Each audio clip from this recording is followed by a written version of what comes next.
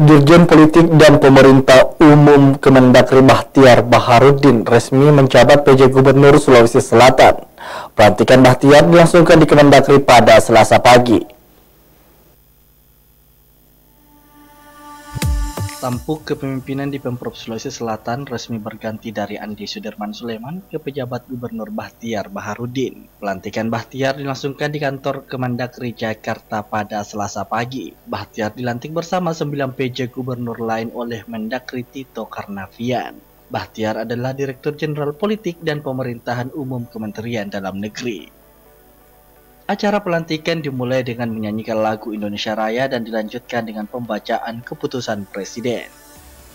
Acara kemudian dilanjutkan dengan pembacaan keputusan Presiden tentang pemberhentian dengan hormat terhadap Gubernur dan Wakil Gubernur Jawa Barat, Jawa Tengah, Sumatera Utara, Bali, Papua, Nusa Tenggara Timur, Kalimantan Barat, Sulawesi Tenggara, dan Sulawesi Selatan. Kemudian pelantikan dilanjutkan dengan mengucapkan sumpah jabatan yang dipimpin oleh Mendagri Tito Karnavian.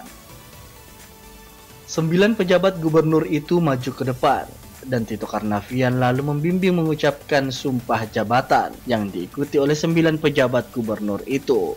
Pelantikan dihadiri oleh Menteri Hukum dan HAM Yasona Lauli serta Menpan RB Abdullah Aswar Anas.